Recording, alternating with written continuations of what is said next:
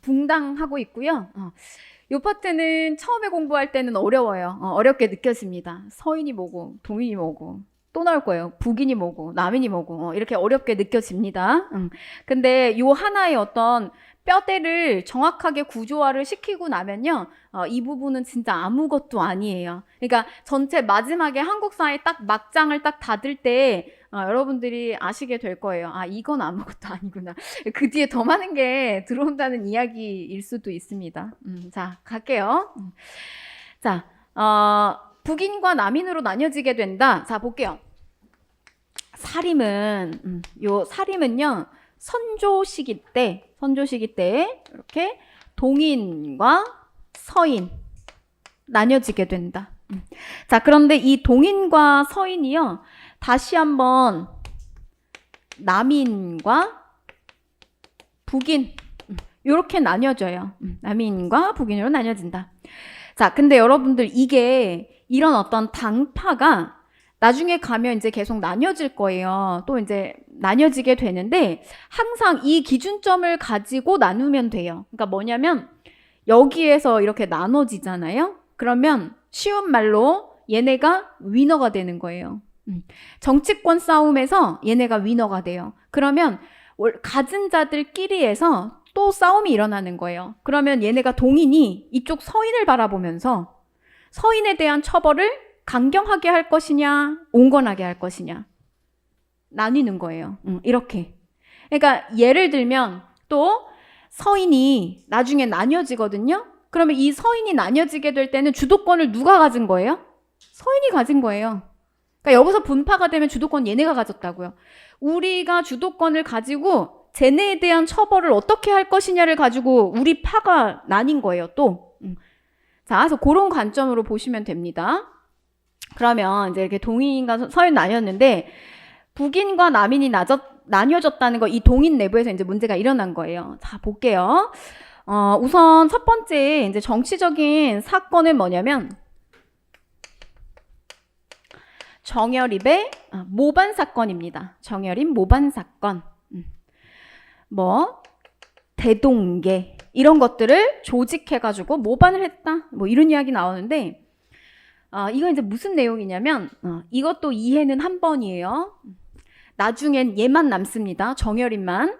뭐냐면 이 정여립은 여기 동인이라고 되어 있지만 원래 이 정여립이라고 하는 인물은 서인 쪽의 문화생이었어요.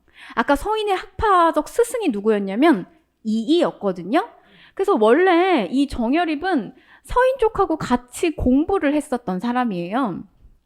근데 나중에 어떤 이런 학파적인 주도권이 동인하고 서인이 있는데 서인 쪽에 처음에 가담해서 공부를 다 배워놓고 주도권이 약간 이제 이황의 문화생들 그리고 이황 쪽에 조금 힘이 이렇게 올라가니까 재밌는 인물이에요. 정여립이 튀어나가요. 서인에서 튀어나가요. 그래서 얘가 어디로 넘어갔냐면 동인으로 넘어가요. 그래서 오히려 자기의 기반이나 기틀은 서인 쪽에서 다 다져놓고 동인 쪽으로 넘어가가지고 이렇게 이제 왕하고 같이 경연 같은 거 하잖아요. 경연이나 이런 것도 이제 논의하고 막 논쟁하면 오히려 이 정여립은 동인 쪽에 서가지고 자기가 같이 공부했던 서인 쪽의 애들을 막 이렇게 비판하는 거예요.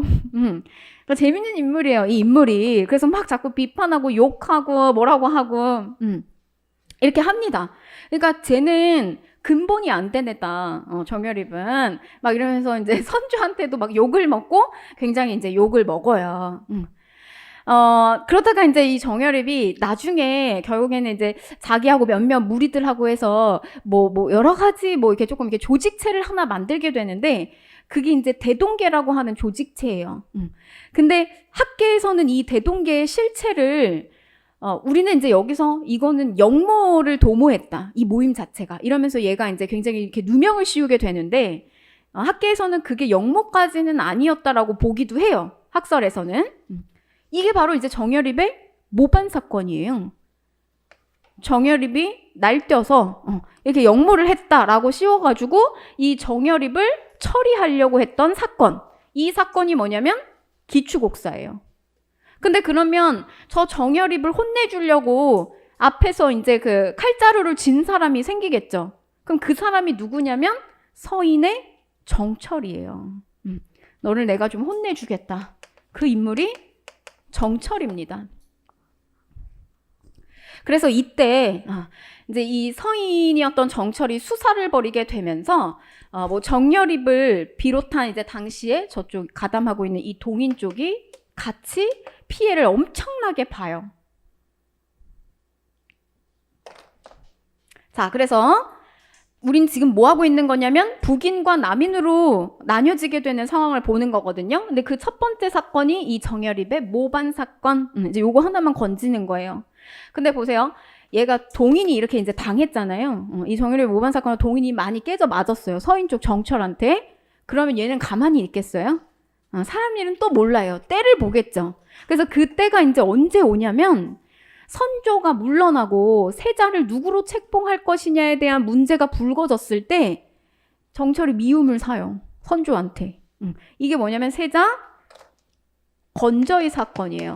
그러니까 선조 있는데 자꾸 광해한테 막 힘을 실어주고 광해를 막 올려주고 막 이런 것들로 연루가 되면서 이 정철이 미움을 삽니다. 선조한테 미움을 사요. 그래가지고 보복전이 일어나는 거예요. 이때 타격을 받았던 동인들이 누굴 친다? 이 서인들을 치는 거예요. 그래서 보시면 정철의 세자 건저의 사건 이렇게 들어가는 거예요. 이렇게 연결이 된다. 그러면 보세요. 결과적으로 정여립의 모반 사건, 그 다음에 정철의 건저의 사건, 저런 사건으로 인해서 이 동인이 이 서인을 치려고 한 거잖아요. 이 서인 정철을 치려고 한 거죠. 그러니까 이제 얘네가 나뉘어지는 거야. 정철부터 시작해가지고 저 서인 쪽에 대한 처벌 문제를 강경하게 처리할 것이냐, 온건하게 처리할 것이냐, 이런 걸 가지고 나뉘어지게 됩니다. 자, 보세요. 다시 설명드리면 북인과 남인으로 나뉘어지게 된 이유가 뭐냐? 하나는 정여립의 모반 사건, 하나는 정철의 건저의 사건. 끝이에요. 그냥 이렇게 두 개입니다. 근데 이게 이제 여러분들한테 사료로 이렇게 줄줄줄줄 나올 수가 있어요. 그러면 여러분들이 판단을 해야 되기 때문에 지금 이런 이야기를 하는 거예요. 그래서 뭐 이런 걸로 하면 능사가 아니에요. 뭐 정정정 막 이런 식으로 이제 막 두 문자를 따가지고 무조건 암기를 하게 되면 그 여러분들 시험이 딱 이렇게 사료 제시가 됐을 때 도통 알 수가 없고 이렇게 막 깨져버리는 수가 생겨요. 그래서 제가 이렇게 자꾸 이제 설명을 드리는 거예요. 자, 그래서 보시면 얘 타격 준다. 그래서 여기서 이제 나뉩니다. 북인과 남인으로 나뉘어요. 자, 정철 강경 처벌할 것이냐 북인, 그 다음에 정철 온건하게 처벌할 것이냐 남인.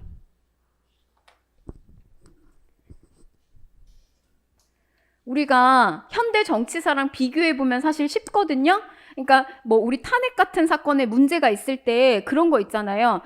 저렇게 이제 전 정권, 보수 정권을 끌고 갔던 저 세력을 우리가 그래도 일부는 포용하고 갈 것이냐, 아니면 아예 그 다음 정권에서 갈아엎어버릴 것이냐, 이런 식의 논의들을 가지고 이게 또 세분화가 되잖아요. 그거랑 똑같다고 생각하시면 돼요. 그런 모습이랑. 그래서 얘를 처리하는데 어떻게 갈 것이냐, 일부 포용할 것이냐, 일부 그냥 아예 배제시키고 갈 것이냐, 이렇게 가요. 북인과 남인. 자, 이렇게 보시면 되겠습니다. 학파적인 스승도 있죠. 학파적 스승이 있어요. 그래서 북인 쪽 같은 경우는 조식이나 서경덕 이쪽에 올라오고요. 이제 남인 같은 경우는 이황으로 나뉘어지게 됩니다. 동인의 스승 누구였다고요? 이황. 서인의 스승 누구였다고요? 이이. 이렇게 돼요. 근데 동인에는 이황 말고도 조식도 있고 서경덕도 있었어요. 그래서 그게 이렇게 나뉘어지게 되는 거예요. 북인 또 스승, 학파적 스승, 남인적 스승 이렇게 됩니다. 자, 우리가 지금 요거는 정치적 이슈를 중심으로 다루고 있는 거고요.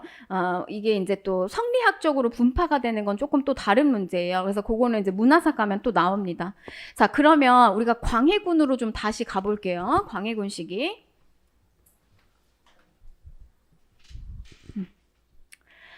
자, 얘도 또 다시 뭐 대북과 소북으로 나뉘어지는데 그냥 여러분들 머릿속엔 이렇게 생각하시면 돼요. 광해군에 말하자면 여당, 광해군의 여당이 누구냐 이렇게 얘기하면 누군 거예요? 북인. 이렇게 해주면 돼요. 그래서 결국 이 북인 쪽에서 광해군이 왕으로서 올려주게 된 거예요. 그럼 여기가 이제 말하자면 집권당이 되겠죠. 우리 오늘날 관점에서 대통령, 집권당, 여당이 되겠죠. 이렇게 굴러가는 거예요. 광해군 시기는. 자, 그리고 이제 잘했잖아요. 뭘 잘했냐면 임진왜란 때 뒷수습을 광해군이 잘했죠. 그래서 사실 선조는 굉장히 싫었지만 결국에 이제 이 광해군이 왕위로 올라오게 되고 주도권을 쥐게 됩니다. 외란에 굉장히 또 많이 참여를 하고요. 그리고 또 실제 이 북인의 문화생들 여기에 가담했던 사람들이 임진왜란 때 의병 활동으로 굉장히 활약을 많이 했어요. 그래서 이들이 선조가 물러나고 난 다음에 주도권을 갖게 돼요. 북인과 이제 광해가. 자, 그래서 내용 보시면 근데 어떻게 됐다? 인조반정. 광해군 폐위당하고 누가 올라온다? 인조가 올라오게 된다. 그러면 정권 교체가 되겠네요. 정권이 바뀌는 거예요. 원래 북인이 올려줬다가 정권 교체되면서 서인이 누구를 올려요? 인조. 그래서 광해군을 끌어내리고 다시 올바르게 돌려주겠다라고 하면서 인조 반정이 일어난 거죠. 그러면 여기가 이제 대통령이면 집권당은 누구예요? 서인이 되는 거예요. 근데 여기에서 서인이 집권당이면서 얘가 주도를 하는데 누구도 같이 참여해준다? 남인도 같이 참여해주는 구도로 간다. 그럼 여기서 이제 누구는 끝나요? 어느 당파는 아예 이제 정치권에서 배제돼요? 여기는 없어요. 그래서 여러분들 머릿속에는 광해군 시기는 북인. 근데 그 뒤에 북인이 나오면 안 돼요. 그 뒤에는. 선택지를 빠르게 고를 때 여러분들이 그 뒤에 뭐 인조 나중에 이제 왕들이 나오잖아요. 거기서 북인이 나오면 안 돼요. 북인이 이제 안 나와요. 그러면 이제 누구랑 누구의 싸움이냐면 남인과 서인의 싸움. 이렇게 둘만 남아요. 자, 그럼 보세요. 인조반정. 서인이 주도하고 누가 참여하는 형태? 남인이 참여하는 형태. 이렇게 갑니다. 자, 그러면 광해군이 왜 폐위를 당했느냐? 이유는 여러분들이 두 가지를 기억하시면 돼요. 우선 첫 번째는 자, 우리가 기본 말에서 요거 2개 배웁니다. 자, 우선 첫 번째는 요거부터 갈게요. 이거예요.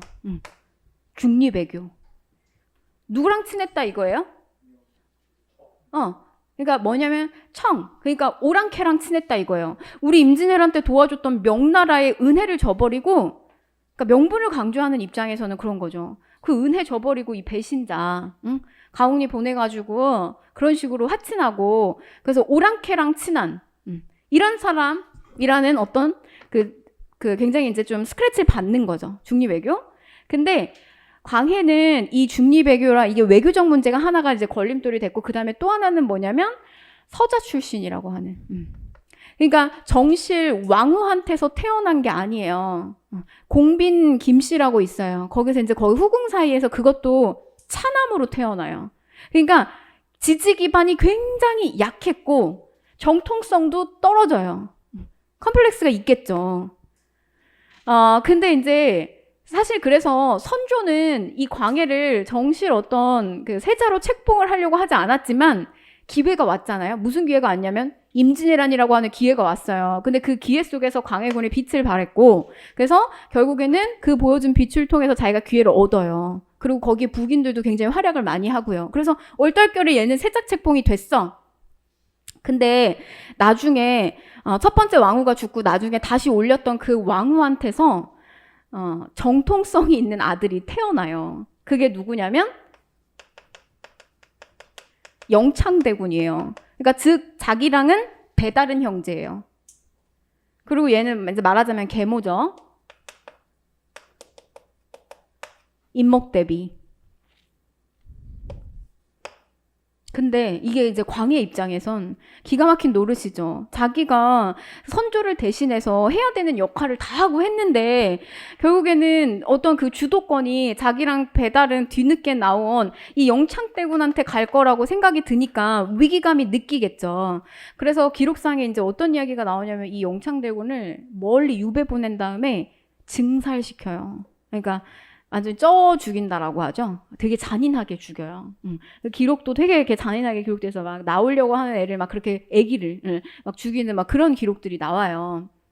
그리고 어머니는 유패 보내고 멀리 저 궁궐 떨어진 곳으로다 멀리 유패 보내고요. 계모는. 그래서 이걸 우리는 뭐라고 하냐면 폐모 살제 이렇게 불러요. 어머니 유패시키고 형제 죽인 거 폐모 살제.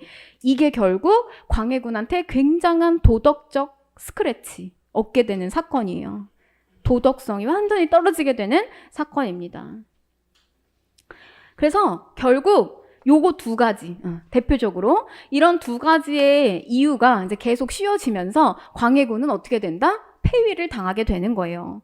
북인 정권도 같이 어떻게 된다? 완전히 전개해서 밀려나게 되는 거예요. 이렇게 돼요. 광해군.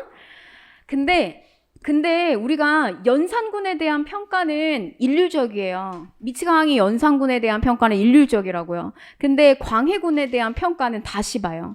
영화 광해 막 다시 나오고 막 하잖아요. 그래서 당시에 중리배교가 과연 오랑캐하고 막 뭐 화친하고 그걸 그렇게만 볼 것이냐 이러면서 당시의 판단 그리고 뭐 나중에 뭐 대동법 막 이런 것도 다 광해 때 나오거든요. 그래서 광해의 업적을 다시 재평가해야 된다. 이제 이런 학계의 의견들이 나와요. 그래서 영화로도 나오고 하는 거예요. 자, 광해입니다. 넘어갈게요.